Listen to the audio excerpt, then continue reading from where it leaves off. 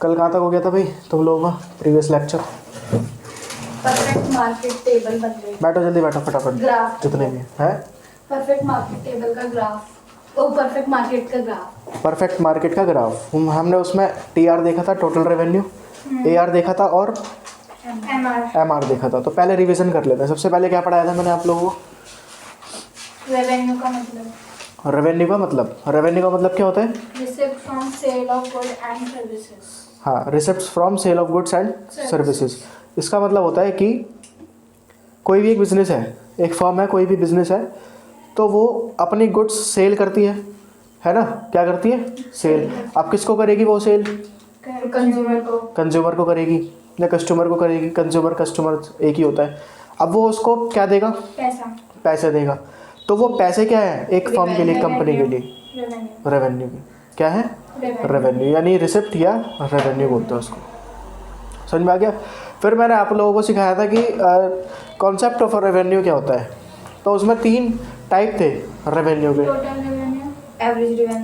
Total revenue, average revenue और marginal revenue. तो total revenue में क्या पढ़ाया था मैंने?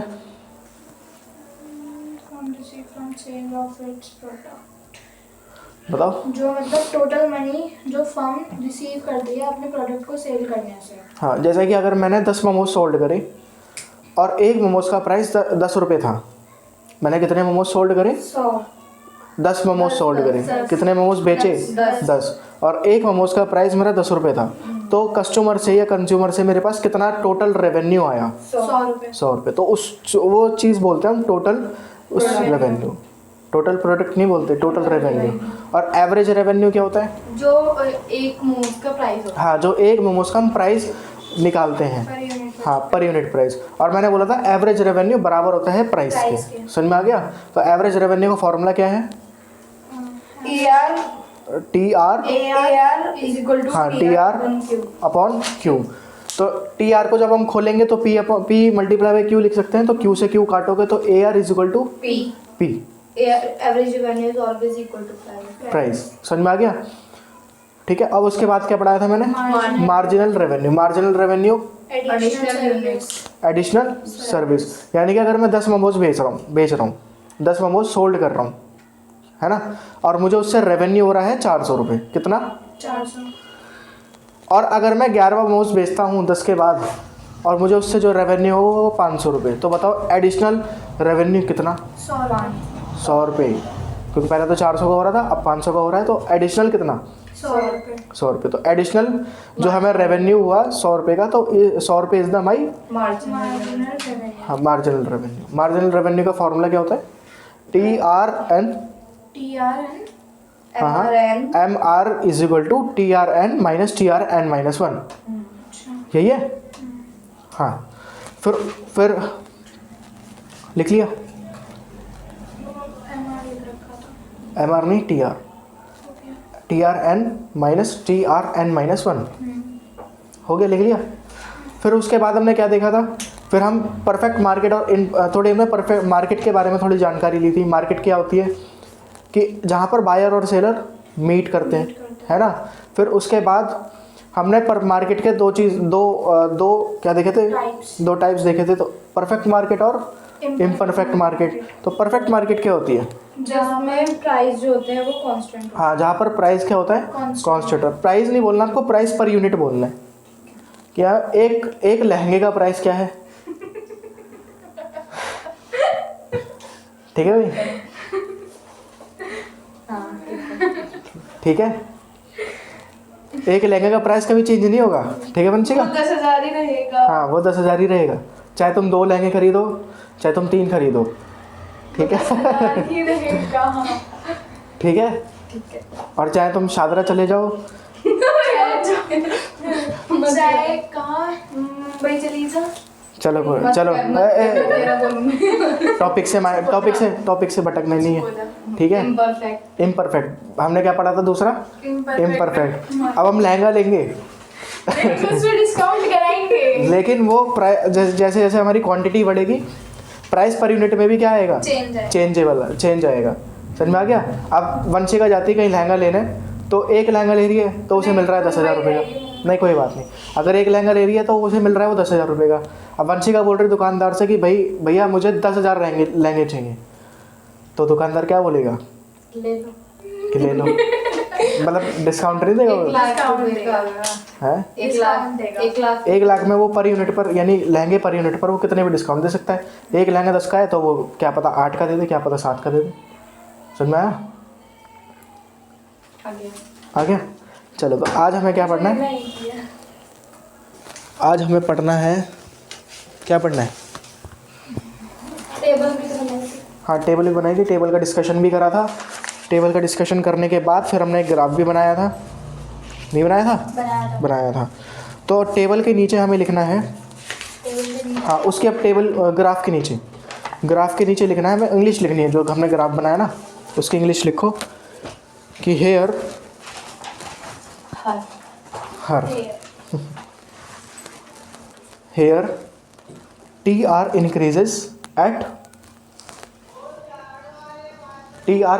at बताइए। Increasing rate. नहीं, कांस्टेंट रेट। हाँ कांस्टेंट रेट।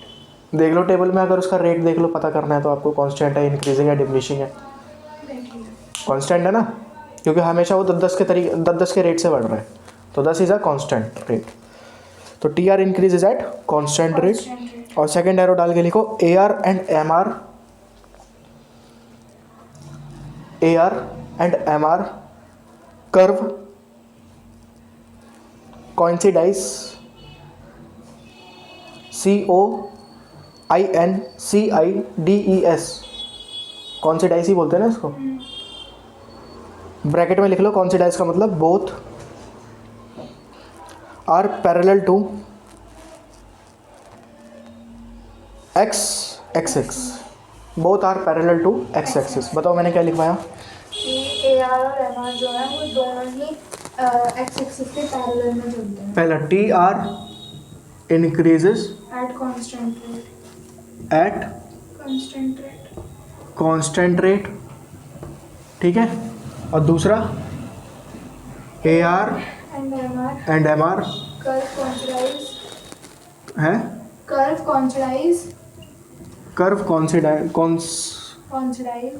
कॉन्सिडाइज। इसका मतलब लिख लो both parallel to both are parallel to x axis. इसका कॉन्सिडाइज का मतलब होता है, जैसे हमने ग्राफ बनाया था ना, हमने ग्राफ बनाया था, अगर आपको याद हो तो पिछला, है ना, तो यहाँ पर हमने AR और MR और TR का बनाया था ग्राफ। समझ में आया? TR का ग्राफ कैसे बनता है? Upward sloping.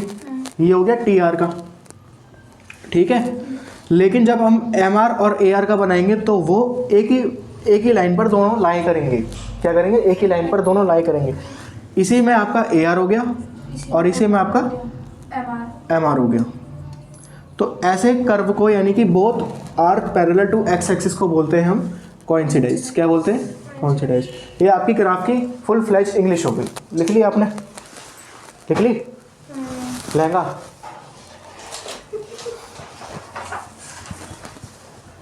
चलो अब हम कुछ चीज़ें देखते हैं AR TR MR इन इम्परफेक्ट मार्केट, यानी कि अब हम पढ़ेंगे इम्परफेक्ट मार्केट के साथ इन तीनों का कैसा बिहेवियर है।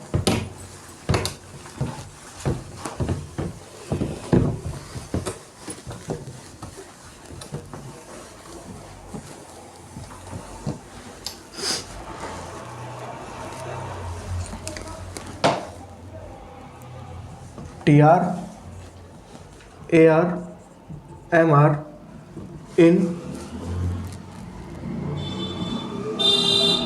Imperfect market. इम्परफेक्ट मार्केट को आप ब्लॉक बना लेना। AR TR AR MR इन इम्परफेक्ट मार्केट। TR का फॉर्मूला सुनाओ चलो। TR का हाँ फॉर्मूला पीछे पलटना नहीं है। TR का P इंटू Q। TR का क्या होता है? P into Q। P into Q, यानी कि price per unit multiply by quantity. Quantity. ये किसका फॉर्मूला होता है? TR का टी आर का, और एम आर का, ए आर का, सॉरी, एआर का total AR is equal to P. हाँ बिल्कुल सही, A R is equal to P, और एम आर का MR N T- MR is TR equal to MR. अच्छा डेल्टा टीआर अपॉन में डेल्टा यूनिट्स. वो तो फिर यूनिट्स में अगर चेंज होगा तब हम वो फार्मूला लगाएंगे, लेकिन generally formula minus MRN minus 1. T R N minus TR N minus 1, अच्छा हाँ. हाँ T R N minus T R N minus 1, ये फार्मूला है आपका, ठीक है। तो फार्मूले रिवाइज हो गए तीनों फार्मूले। तो अब एक टेबल बनाओ जिसमें 5 कॉलम होने चाहिए, और पहले बनाओ आप एक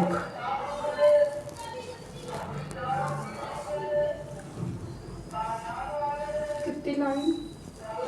लाइन बना लो आप, 8 लाइन का बना लो, 8 लाइन की बना लो, 1 2 3 4 और ये 5।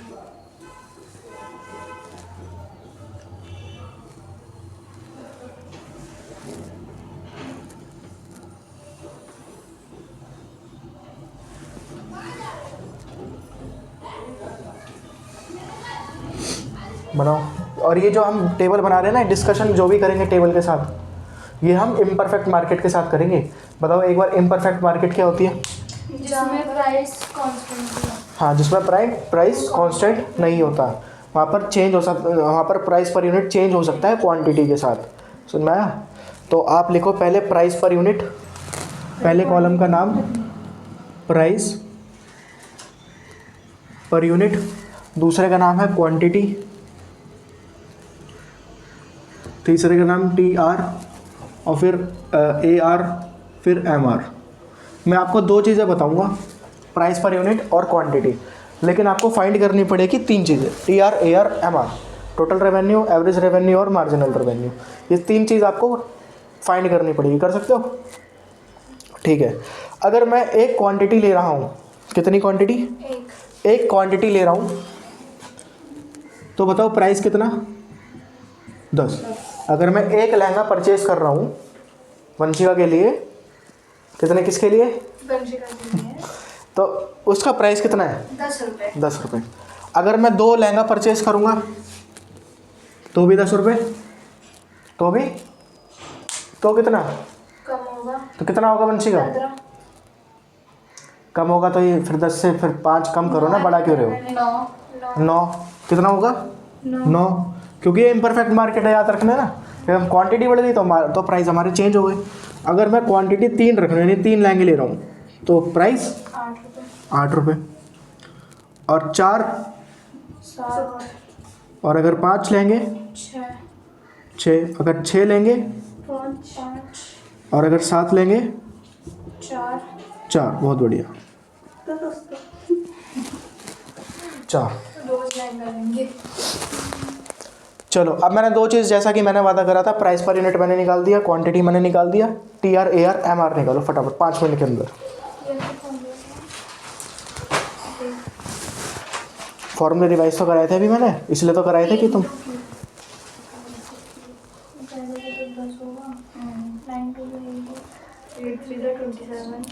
24।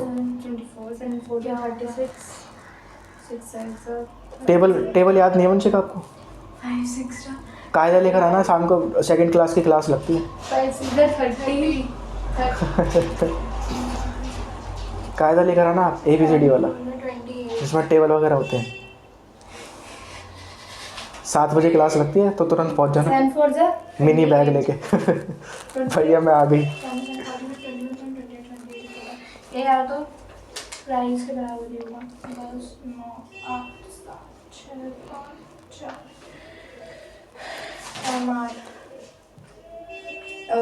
MRN का फॉर्मूला देखो। अरे एक बताया था ना, कुछ बताया था क्या? वो ऐसे करके कुछ था ना, डिफरेंस। हाँ कुछ तो था, पता है ना। नहीं।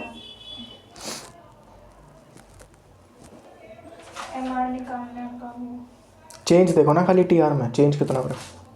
जिसमें से हाँ ये था ना 18 8 का। पहले तो 10 का ही रहेगा, चलेगा ना, पहले 10 का ही फिर रहेगा। 8 24 में से 18 का है। 6 फिर 28 पे 4 2 0 है हाँ बिल्कुल सही बोल रही हूँ। है क्या? 2 फिर लास्ट में माइनस का आएगा आंसर। माइनस करो। माइनस आते हुए भी खाली वंशिका ने 2 लिख दिया है, तो ये सबसे बड़ी बेवकूफ़ी होती है। और ये ज़्यादातर वीडियो एच ब्लॉक वालों के पास जाती है। मत करो भैया, मत करो। हो गया? बताओ मेरे को टेबल बताओ। जैसे टी आर का फॉर्मूला क्या था? Price into quantity. तो 10 बन जा 10 18 18 36 24 36 36 30। मैंने 36 ही लिखा था, तूने मेरा हाथ लगा दिया पागल सी। तूने क्या लिख दिया? मैंने कुछ 36 लिखा है, मैं तो 28 एक है। एक इसको दिमाग पे 7 4 जा कितना होता है? ये देखो 7 4 जा 28। अरे बस 7 4 जो होता है 28। मैंने सही कर रखा था पागल सी। 7 4 जा 28। 7 4 28। और क्या 7 चौक 28 नहीं होते? अब आपने गलत करवा दिया। मैंने गलत नहीं करवाया, मैंने सही करवाया। तुम लोगों को टेबल नहीं आती है तो तुम क्या करोगे? 24 तक सही है। तुम क्लास 11th में कैसे आ गए? कैसे आ गए तुम लोग क्लास 11th में? टॉप के चीटिंग करके 30 30 28 है ना, फिर 28 30 30 28 10 18 24 28 30 30 28। हाँ 30 30 28 मतलब ये एमआरपी गलत होगा। ए आर कितना? 10 9 8 7 क्योंकि ए आर तो बराबर होता है प्राइस के प्राइस के। तो 10 9 8 7 6 5 और 4 और एम आर 10 पहले का तो 10 ही रहेगा। जो बोला हमने गलत कराया। पहले का तो 10 ही रहेगा, फिर दूसरे का 8, फिर 6 6 4 6 कैसे? 6 ही रहेगा। हाँ 6 6 फिर 4 4 2 2 0 0 फिर माइनस का 2। तो समझ में आ गया? टेबल क्लियर हो गई? कोई डाउट है टेबल में? नहीं। तो अब हम क्या बनाएंगे? पेपर में आपकी टेबल ऐसी पे करना। नहीं, अब मुझे तो पता नहीं। देखो पेपर में क्या आएगा क्या नहीं आएगा। वैसे ये बताओ टेबल क्लियर हो गई आप लोगों को? चलो अब आप क्या बनाओगे? ग्राफ। क्या बनाओगे? ग्राफ। और चलो ग्राफ बनाने से पहले, पेन चलाने से पहले थोड़ा मेरा ग्राफ देख लेना कि मैं कैसा बना रहा हूँ। हमें आता है। नहीं, इसमें कुछ अलग है, चेंजेस हैं। सब आता है मुझे।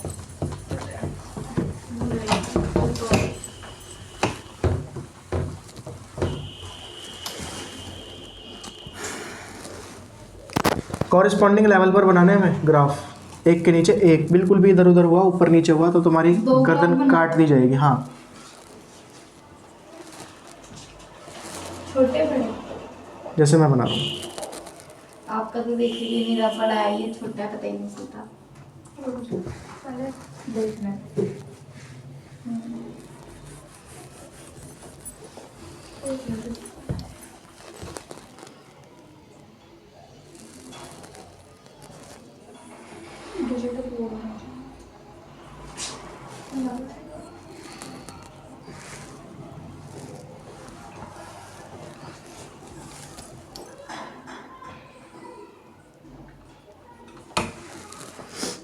वंशिका खड़ी होकर देखना, ऊपर दिख रहा है नीचे?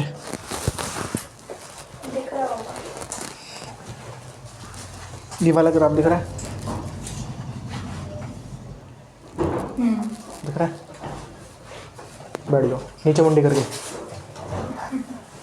नहीं इसकी शक्ल ना दिख रही होगी, हमारी दिखती है। एक्स एक्सिस पे क्या लिखेंगे हम? क्या लिखेंगे? यूनिट्स आउटपुट कुछ भी लिख लो। एक्स एक्सिस पे लिखो आउटपुट, प्राइस नहीं लिखते, आउटपुट लिख लो। आउटपुट। और एक्स पे भी, नीचे वाले पे भी लिखना है आउटपुट। और एक चीज़ याद रखना कि हम जब इसका ग्राफ बनाते हैं इम्परफेक्ट का, तो पहले बनाते हैं हम टी आर का, और ऊपर नीचे वाले में बनाएंगे ए आर और एम आर का। बनाओ बनाओ, आप बनाओ। ये तो बना लिया, ये दोनों बना लिए। इस पे आ जाएंगे। हाँ इस पर आ जाएंगे। इतने बड़े बड़े भी नहीं बनाने होते, छोटे छोटे बना लो। हाँ इतना, बस इतना ठीक है बस।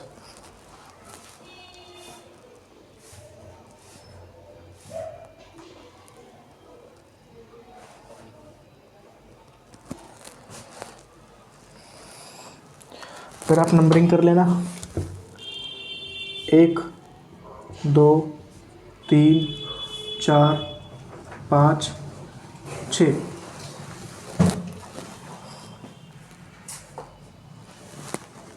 6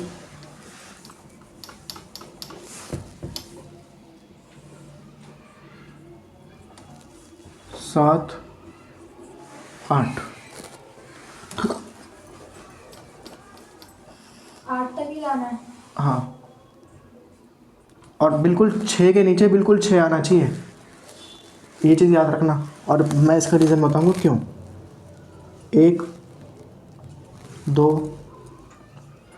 3 4 5 और ये 6 7 और 8। 6 को सर्कल बना लो, इसको भी सर्कल बना लो। और टेबल में जो आपका 6 क्वांटिटी है, 6 क्वांटिटी टेबल में, उसको बॉक्स बनाओ।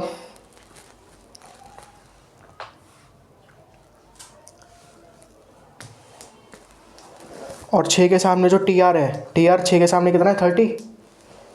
हाँ, तो उस पर भी बॉक्स बनाओ। पूरे पे बना दिया। पूरे पे बना दिया। ए आर पे नहीं बनाना था, चलो छोड़ो, बना दिया। तो एम आर कितना था, 0। 2 क्वांटिटी पे बनाना है। क्वांटिटी पे सर्कल बनाना है, 6 वाले पे। मैंने पूरे बना दिया, तो पूरे बना दिया।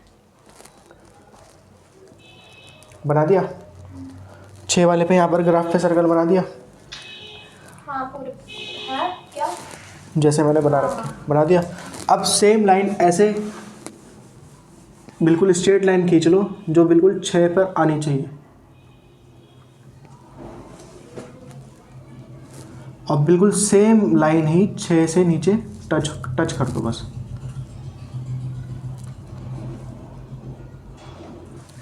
ऐसे करो,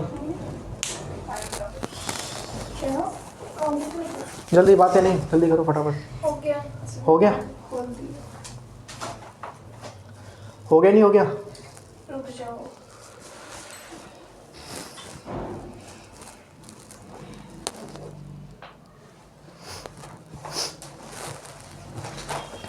अब बताओ टी आर की वैल्यू देखो। अब मुझे इससे ऑब्जर्व करके बताइए, एनालाइज करके बताइए टी आर की वैल्यू, कि टी आर का कर्व कैसा होना चाहिए या कैसा बनेगा। मैं बताऊं? बताओ। Increases eight increasing rate. Increases at increasing rate. हाँ, फिर डिक्रीजेस एट डिमिनिशिंग रेट।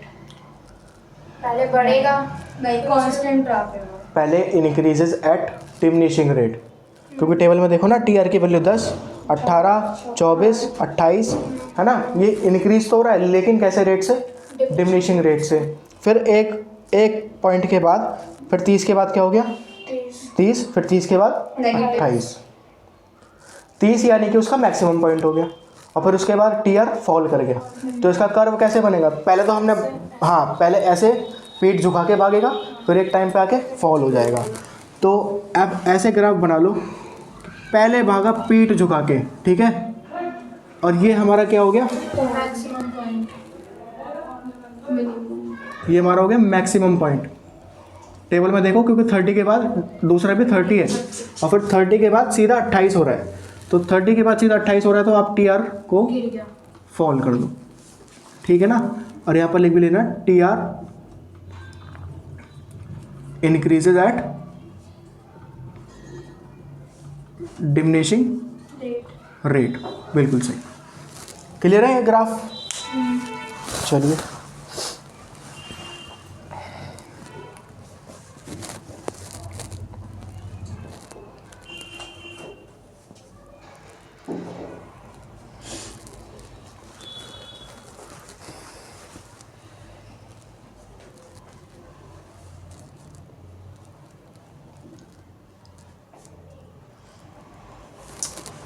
जल्दी बनाओ फटाफट। ओके। अब बताइए ए आर की वैल्यू देखो, और ए आर का कर्व मुझे बताओ कैसा बनना चाहिए। वंशिका जल्दी लिख लो, सुस्ती नहीं, फुर्ती दिखाओ थोड़ी। एआर का तो गिरता हुआ बनना चाहिए। ए आर का गिरता हुआ बनना चाहिए। ए आर का कैसा है, ए आर बराबर क्या है, प्राइस के। तो ए आर में कितना कितना गिर रहा है, तो 10 9 8 7 5 6 4 सॉरी गलत बोल गया, 10 8 9 10 8 9 10 9 8 हाँ तो सही तो बोल रहा हूँ तो मैं। 10 8 9 क्या होता तो है? तुम तो सही बोलो। मैं तो तुम्हें A4 की जगह मैं तो तुम्हें पहले Z4 ज़ेब्रा पढ़ा दूँ। 10 9 पढ़ लोगे तुम? पढ़ लोगे? नहीं पढ़ सकते ना। तो 10 9 8 7 6 5 4 4 समझ में आ गया। तो 4 तक है। तो एयर का ग्राफ कैसे बनेगा? डाउनवर्ड। ऐसे बना लो एयर का ग्राफ, तो गिरता हुआ ग्राफ है ना एयर का। ये नीचे वाला नहीं है। ऐसे हाँ नीचे वाले में, क्योंकि एयर और MR तो नीचे में बना रहे हैं ना। हो गया हो गया, बना लिया। अब MR का कैसे बनेगा? MR की वैल्यूज देखो 10 8 6 पहले तो ये गिरेगा, हाँ। फिर उसके बाद ये 0 हो जाएगा। नेगेटिव हो जाएगा। हाँ 0 कहाँ पर होगा? कौन से क्वांटिटी पे? 6 6 पे। और फिर इसलिए मैंने ब्लॉक बनवाया था उसको। और फिर क्या हो जाएगा? फिर नेगेटिव हो जाएगा। फिर नेगेटिव। अब देखो इस यहाँ पर देखो बोर्ड पे चील की निगाहें होनी चाहिए। ये इसी पॉइंट से स्टार्ट होगा आपका MR, गिरेगा गिरेगा गिरेगा गिरेगा और 6 पर आगे क्या हो जाएगा? 0 तो 0 6 पर आगे क्या हो जाएगा? MR is equal to 0 MR is equal to 0। और फिर एक पॉइंट पे आगे क्या हो जाएगा? MR negative negative. MR negative become negative. Negative. Clear है? और यहाँ पर MR की वैल्यू ग्रेटर है 0 से या लेस देन है 0 से? ग्रेटर है 0 से, क्योंकि MR की वैल्यू क्या है? 10 8 6 4। और यहाँ पर MR बिकम नेगेटिव को दूसरी लैंग्वेज में क्या लिख सकते हैं? MR लेस देन 0, है ना। MR less than 0। बहुत बढ़िया।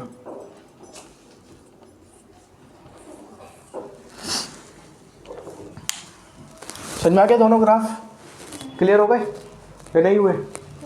हो गए। चलो अब इसकी इंग्लिश लिखते हैं। इंग्लिश क्या है इसकी? एक सेकेंड।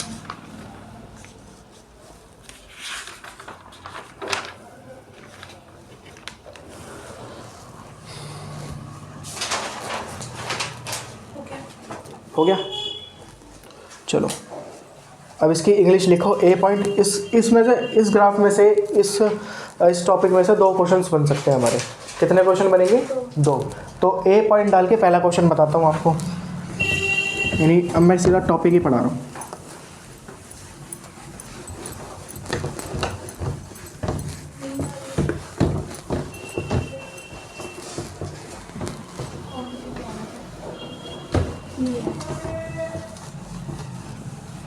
कितने क्वेश्चन बन सकते हैं? कितने? 2। तो पहला ए पॉइंट डाल के लिखो relation of TR and MR। Maximum आपका 3 से 4 नंबर का आता है ये। Relation of TR and MR। तो पहला ए पॉइंट डाल के लिखो relation of TR and MR। ठीक है। तो पहला दूसरा तीसरा, एक पॉइंट 3 लाइन छोड़ के दूसरा पॉइंट, 3 लाइन छोड़ के फिर तीसरा पॉइंट, ऐसे कर लो आप। कर लिया? तो इसमें लिखो पहले, मतलब TR और MR का क्या रिलेशंस हो सकते हैं दोनों के बीच में, बताइए। ग्राफ को देख के, टेबल को देख के। हाँ TR increasing in diminishing rate, then MR बड़ा है MR 0। हाँ बिल्कुल। तो पहला आप लिख लो वैन, बोलो क्या बोला था आपने? When TR is increases at diminishing rate। Increases at Diminishing rate। Diminishing rate,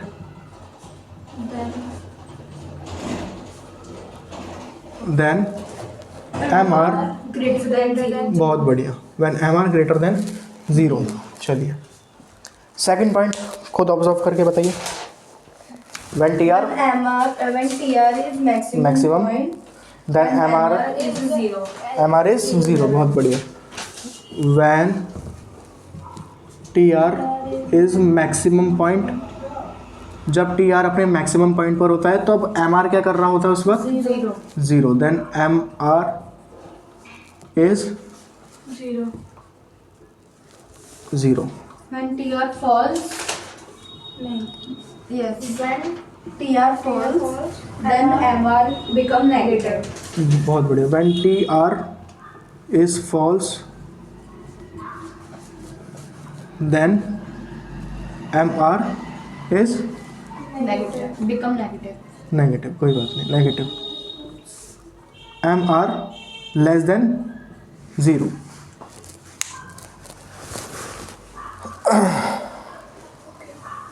हो गया, तीनों रिलेशन क्लियर हो गए। लेस देन 0 तीनों रिलेशन क्लियर हो गए आप लोगों के। चलो तो अब मेरे साथ पहला क्वेश्चन क्लियर हो गया। मैक्सिमम कितने पॉइंट का बनता है, ये कितने नंबर का बनता है, सॉरी 3 से 4 नंबर का आपका पेपर में क्वेश्चन देखने को मिल सकता है। इसमें तो फिर वो पूरा आएगा ना कि टेबल पहले समझाना होगा, टेबल बनानी हाँ। होगी, ग्राफ बनाना होगा। हाँ, फिर ये आपको रिलेशन लिखना है। ठीक है, क्लियर है, मिटा दो। चलो फिर दूसरा आप रिलेशन बी पॉइंट डाल के लिखो, relation of A R and M R लिखो।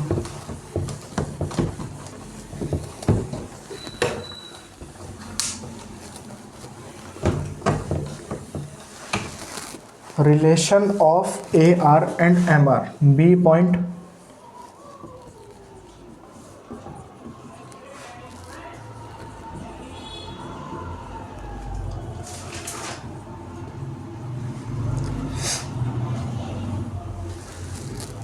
लिख लिया।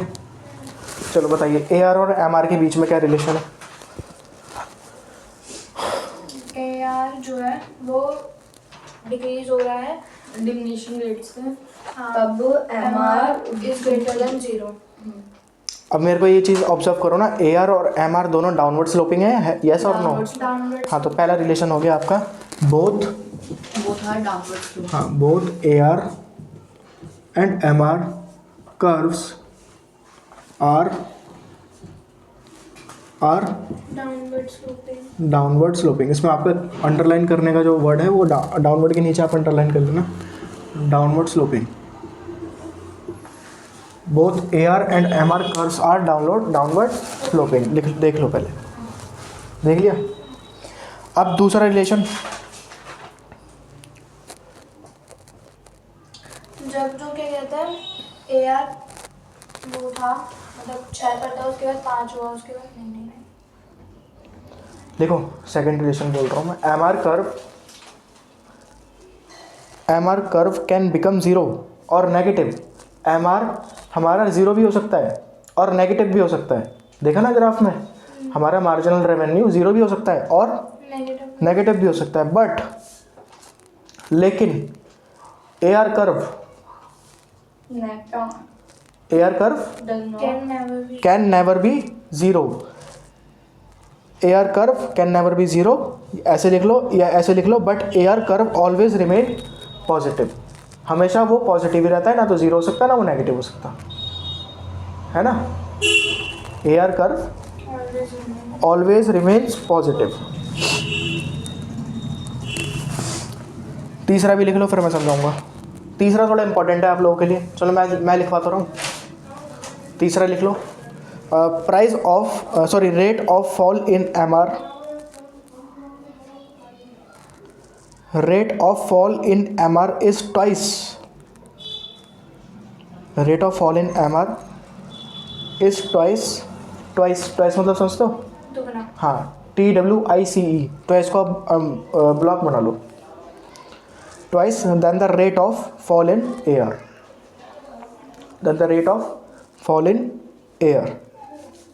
इसको थोड़ा इंपॉर्टेंट बना लो तीसरा रिलेशन को।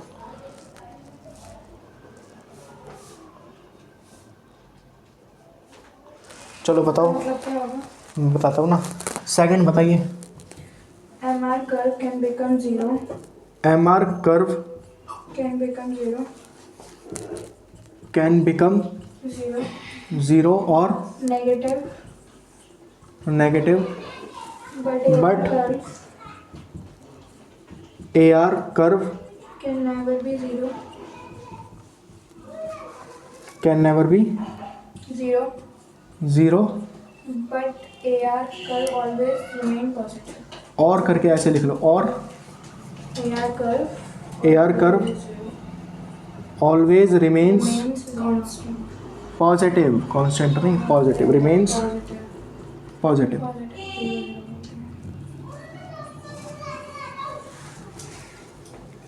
MR कर्व आपका बिकम 0 भी बन सकता है और नेगेटिव भी हो सकता है, चाहे तो आप टेबल में देख लो, ये लिखवाया था, यही टेबल है।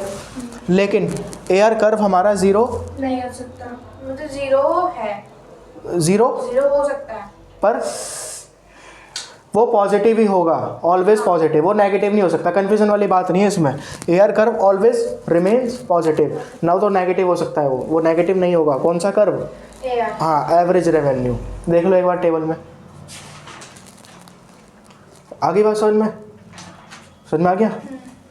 चलो ऐसा क्यों होता है? क्योंकि चलो इसका पीछे का रीज़न भी बता दो। अगर तुम इतना पढ़ रहे हो कि A R curve always remains positive, तो वाई, हाउ? क्योंकि मतलब इसमें बोला है, इसमें इसका मतलब ये होता है कि अगर हम जैसे कोई चीज़ खरीद रहे हैं तो उसकी प्राइस के बराबर होता है। बराबर, हाँ बिल्कुल सही, सही बात बोल रहे हो। इसका रीज़न लिख लेना आप कि A R is equal to price, और प्राइस कभी भी आपका ज़ीरो नहीं हो सकता। प्राइस कभी भी आपका ज़ीरो नहीं हो सकता, और ना तो नेगेटिव हो सकता है। क्यों? सही बात है ना?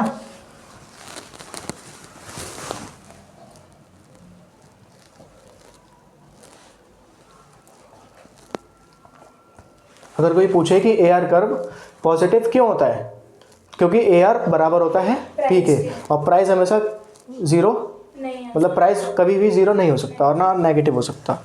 तो प्राइस नहीं हो सकता तो ए आर कैसे हो जाएगा? अब बताओ तीसरा थोड़ा इंपॉर्टेंट था, इसलिए स्टार बना लिया। Rate of fall in MR, of fall in MR in M R is twice is twice then the rate of fall in AR, then the rate of fall in AR। Fall in A R. बस ठीक है। अब देखो क्या English है, बताओ मेरे को, क्या इंग्लिश है इसकी? जो एमआर के गिरने का रेट है, चलो टेबल पे आओ, टेबल पर आओ, AR का गिरने के रेट से टेबल पर आओ। ए आर बताइए, ए आर। चलो ऊपर का तो हो गया ना आपका, समझाना तो मुझे तीसरा ही है।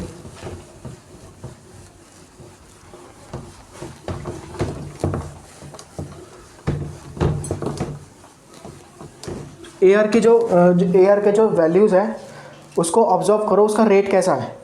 10, 9, 8, 7, 6, 5, 4, कितने का गैप है इसमें? एक का गैप है। अब देख लो, अगर मैं आपको ऐसे समझाऊं, एक कर्व है, जो ए आर कर्व है उसमें कितने का गैप है, यानी कि पहले 10, फिर 9, 8, 7, 6, 5, 4, 3, 2 और 1, इतना ही है। अब लेकिन एम आर का कर्व देखो, उसमें कितने का गैप है? 10, 2 का, हाँ 2 का 10, 8, 6, 4, 2, 0, -2।